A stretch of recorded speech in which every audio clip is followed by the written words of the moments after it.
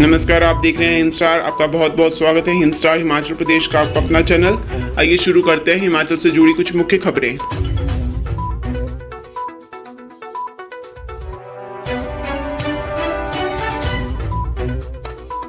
4 से 10 नवंबर तक चुनावी रैलियां करेंगे पीएम मोदी व शाह।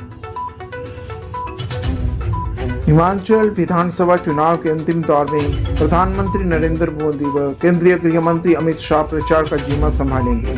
हिमाचल भाजपा ने चुनावी रैलियों के लिए प्रस्ताव हाईकमान को स्वीकृति के लिए भेज दिया है। हाईकमान की स्वीकृति के बाद इसे फाइनल कर दिया जाएगा। पार्टी ने 8 से 10 नवंबर के बीच मोदी व शाह की ताबड़तोड़ रैलियां करवाने का निर्णय लिया है। पार्टी ने प्रधानमंत्री की 3 रैलियां करवाने का फैसला किया है। एक चुनावी रैली मंडी, एक कांगड़ा और एक शिमला संसदीय क्षेत्र में हो सकती है। अमित शाह 4 और रैलियां करेंगे। चारों संसदीय क्षेत्र में एक एक रैली करेंगे। अब तक उन्होंने एक ही रैली सिरमौर जिला में की है। भाजपा के राष्ट्रीय अध्यक्ष जेपी नड्डा भी चुनाव प्रचार को धार देंगे। वह 20 से 25 चुनावी रैलियां हिमाचल में कर सकते हैं। केंद्रीय मंत्री अनुराग ठाकुर और केंद्र से अन्य मंत्री भी हिमाचल में आएंगे।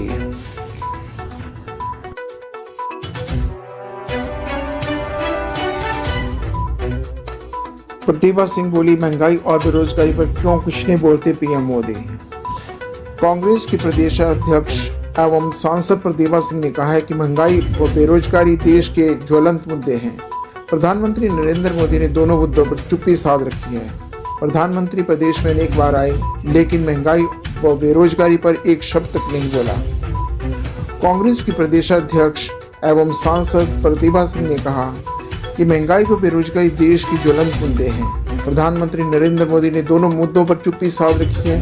प्रधानमंत्री प्रदेश में अनेक बार आए, लेकिन महंगाई व बेरोजगारी पर एक शब्द तक नहीं बोला। प्रतिभा सिंह ने सराज विधानसभा क्षेत्र से पार्टी प्रत्याशी चेतराम ठाकुर, नाचन से नरेश चौहान व धर्मपुर में चंद्रशेखर के पक्ष में चुनावी सभा की। उन्होंने कहा कि केंद्र सरकार की आर्थिक नीतियां फेल हो चुकी हैं। महंगाई और बेरोजगारी को काबू रखने की कोई नीति नहीं है। केंद्र सरकार ने अपना सारा ध्यान मंदिर मस्जिद के मुद्दों पर लगा रखा है। पेट्रोल, डीजल, गैस सिलेंडर के बाद अब खाद्य सामग्री की कीमतें आसमान छू रही हैं। प्रदेश की जयराम सरकार हर मोर्चे पर विफल रही है। चुनाव में हार तय देख अब मोदी को चेहरा बनाने की कोशिश हो रही है। जयराम ठाकुर ने अगर 5 साल में प्रदेश का विकास करवाया तो वह मोदी के नाम के बजाय विकास के नाम पर वोट मांगे। कांग्रेस विधानसभा चुनाव में 50 सीटें जीत रही है। भाजपा जनता को गुमराह करने में माहिर है, लेकिन अब जनता जान चुकी है वह उनकी झांसे में आने वाले नहीं है। उपचुनाव में जनता भाजपा को ट्रेलर दिखा चुकी है। अब पूरी पिक्चर दिखाएगी। प्रदेश की जनता ने भाजपा को सत्ता के बाहर कर दिया है। समाज का हर वर्ग भाजपा से दुखी है।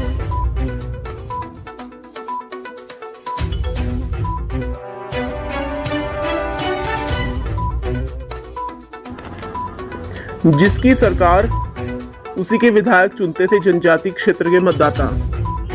हिमाचल में पहले जनजाति क्षेत्र के लोग प्रदेश के साथ सरकार को नहीं चुन पाते थे। हिमपात के कारण 65 सीट पर पहले और 3 जनजाति क्षेत्र की सीट पर गर्मियों में विधानसभा चुनाव होते थे। 25 वर्ष में 2 मौके ऐसे आए जब लाहौल स्पीति, किन्नौर व भरमौर में विधानसभा चुनाव मई या जून में हुए। ऐसे में इन 3 विधानसभा क्षेत्रों के लोगों को प्रदेश में सत्ताहीन सरकार के साथ ही चलना पड़ता था। यानी जिस दल की प्रदेश में सरकार बनी होती थी उसी दल का वहां विधायक चुना जाता था। वर्ष 2007 से सभी 68 सीट पर चुनाव एक साथ हो रहा है। इसके बाद विपक्ष के विधायक भी इस क्षेत्रों से जीत रहे हैं। इस बार किन्नौर के विधायक जोकसी नेगी कांग्रेस, लाहौल स्पीति से डॉक्टर रामलाल मार्कंडे भाजपा और भरमौर से जियालाल भाजपा के विधायक हैं। जनजाति क्षेत्रों के लोग मानते हैं कि अलग अलग चुनाव होने से लोकतंत्र के मायने नहीं रह जाते थे। जो दल सरकार बनाता था उसे देखते हुए सरकार के साथ चलने की मजबूरी रहती थी।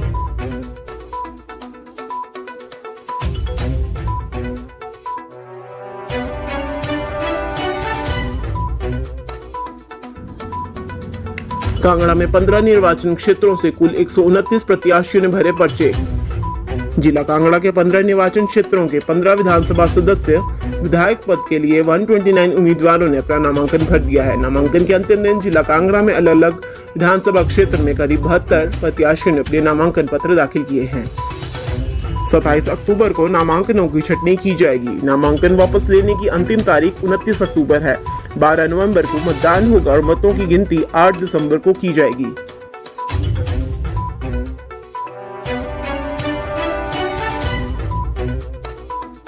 महेश्वर सिंह का टिकट पाने वाले नरोत्तम सिंह के पास इतने लाख की चल अचल संपत्ति। भाजपा के प्रत्याशी नरोत्तम सिंह व उनकी पत्नी के पास करीब 82,83,207 रुपए की चल अचल संपत्ति है। पत्नी के पास 8,51,165 के गहने हैं। कुल्लू सदर से भाजपा के प्रत्याशी नरोत्तम सिंह व उनकी पत्नी के पास करीब 82,83,207 रुपए की चल अचल संपत्ति है। पत्नी के पास 8,91,165 के गहने हैं। नामांकन के दौरान दिए गए शपथ पत्र में आयकर रिटर्न में वार्षिक आय 9,42,840 रुपए व पत्नी की 6,07,670 रुपए आय दर्शाई है। नरोत्तम सिंह के पास 15,000 रुपए और पत्नी के पास 15,000 रुपए नगद हैं। नरोत्तम के पास एक मारुति विटारा ब्रिजा कार है। इसके लिए 5 लाख रुपए लोन लिया है।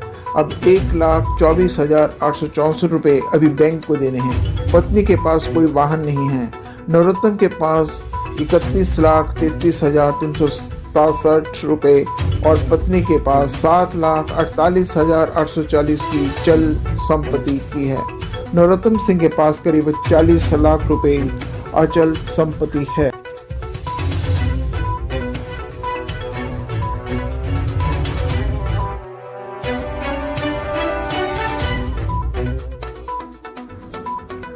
सदर बिलासपुर में भाजपा के बाद कांग्रेस में भी बगावत। निर्दलीय लड़ेंगे तिलक राज, नामांकन भरा। इससे पहले भाजपा के बागी सुभाष शर्मा ने मंगलवार को पार्टी की सदस्यता से इस्तीफा दे दिया है। इसी के साथ उन्होंने निर्दलीय चुनाव लड़ने की घोषणा भी की है। हिमाचल प्रदेश के सदर बिलासपुर में बीजेपी के बाद अब कांग्रेस में भी बगावत हो गई है। 2003 में भाजपा अध्यक्ष जेपी नड्डा को हराने वाले पूर्व विधायक तिलक राज शर्मा ने निर्दलीय चुनाव लड़ने का किया ऐलान करते हुए उन्होंने मंगलवार को नामांकन किया। इससे पहले भाजपा के बागी सुभाष शर्मा ने मंगलवार को पार्टी की सदस्यता से इस्तीफा दे दिया है। इसी के साथ उन्होंने निर्दलीय चुनाव लड़ने की घोषणा भी की है। वो अपना टिकट कटने के लेकर नाराज थे।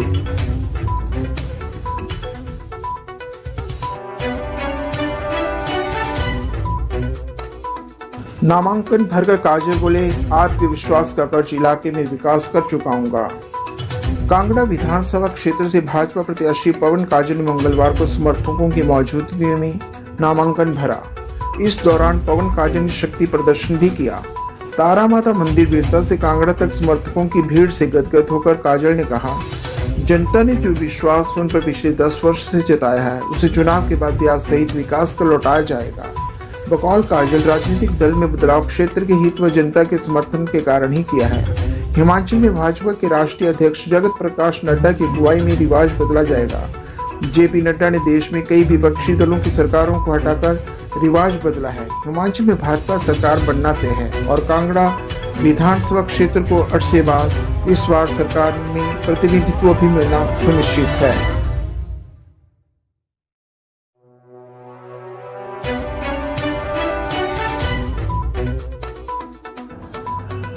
मंगलेर समर्थकों ने हिमाचल कांग्रेस प्रभारी राजीव शुक्ल पर लगाया टिकट बेचने का आरोप।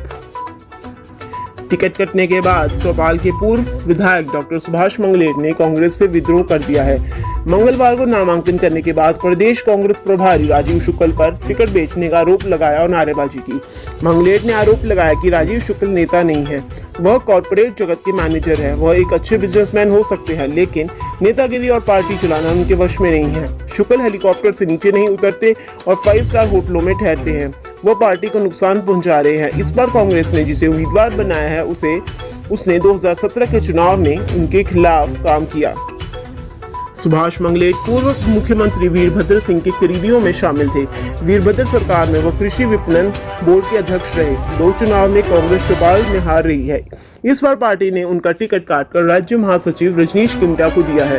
मंगलेर ने राजीव शुक्ल को खुद आकर चुनाव लड़ने की चुनौती भी दे डाली। उन्होंने कहा, कांग्रेस से सीट के लिए आवेदन किया था, किसी भी बड़े नेता ने बात नहीं की। इससे साफ है कि वरिष्ठ नेताओं ने चुनाव लड़ने के लिए हरी झंडी दी है। यदि प्रदेश का शीर्ष नेतृत्व चाहता है तो उनसे बात करता है, लेकिन ऐसा नहीं हुआ। डॉक्टर सुभाष मंगलेट ने कहा कि वह उत्तराखंड में चुनाव प्रभारी थे। जिन विधानसभा क्षेत्रों में ड्यूटी लगी थी वहां की सही स्थिति से हाईकमान को अवगत करवाया, वहां पर भी टिकट चहेतों को दिए। इस बार सर्वे के आधार पर टिकट बांटने की बात कही जा रही है, लेकिन जिसे पार्टी में टिकट देना होता है वहां फर्जी सर्वे करवाया जाता है। उत्तराखंड में कांग्रेस ने जो गलती की वही हिमाचल में दोहराई जा रही है।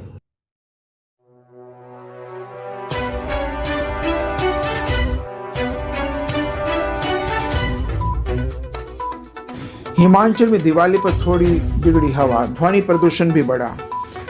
दिवाली पर पटाखे व आतिशबाजी चलाने से हिमाचल में वायु प्रदूषण के साथ काफी ध्वनि प्रदूषण हुआ। राज्य प्रदूषण नियंत्रण बोर्ड के अनुसार धर्मशाला और डमटाल सबसे अधिक प्रदूषित स्थान रहे। हालांकि इन स्थानों पर भी वायु गुणवत्ता अच्छी से मध्यम के बीच रही। शिमला में सबसे स्वच्छ हवा रही। प्रदूषण नियंत्रण बोर्ड ने दिवाली पर 11 स्थानों पर प्रदूषण और ध्वनि प्रदूषण का स्तर जांचने की व्यवस्था की थी। सभी स्थानों पर सामान्य तौर से वायु प्रदूषण बढ़ा है। सामान्य तौर पर रेस्पिरेटरी सस्पेंडेड पार्टिकुलर मैटर का स्तर 50 माइक्रोग्राम प्रति घन मीटर से कम होना चाहिए था, लेकिन कई स्थानों पर यह 127 से 157 RSPM तक पहुंच गया। RSPM हवा में धूल कणों के स्तर को बताता है। राज्य प्रदूषण नियंत्रण बोर्ड के सदस्य सचिव अपूर्व देवगन ने बताया कि प्रदेश में दिवाली की रात वायु में प्रदूषण का स्तर बढ़ा है। पटाखों के कारण ध्वनि प्रदूषण भी काफी हुआ है।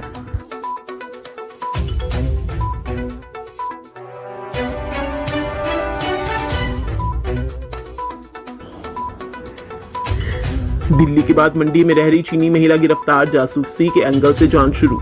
दिल्ली के मजनू के टीला के बाद अब जोगिंदरनगर के चौतड़ा में तिप्ती कॉलोनी में रह रही चीन की एक महिला को पुलिस ने गिरफ्तार किया है। पुलिस की प्रारंभिक जांच में महिला के पास नेपाल व चीन की नागरिकता संबंधी दस्तावेज, 6.5 लाख नकदी और 2 सिम कार्ड बरामद हुए हैं। महिला के पास चीन का वीजा भी मिला है, जबकि भारत से में वह नेपाल के वीजा से पहुंची है। मामले की गंभीरता को देखते हुए सुरक्षा एजेंसियां जासूसी के एंगल से जांच कर रही हैं। वहीं पुलिस ने भी मामला दर्ज कर जांच शुरू कर दी है। इससे पहले धर्मशाला व मैक्लोडगंज में नेपाली बनकर रहने वाली चीन की महिला काई रुओ को जासूसी के आरोप में दिल्ली के मजनू के टीला से गिरफ्तार किया जा चुका है। रविवार को पुलिस ने महिला को न्यायालय में पेश किया था, जहां से 4 दिन की रिमांड पर भेजा गया था।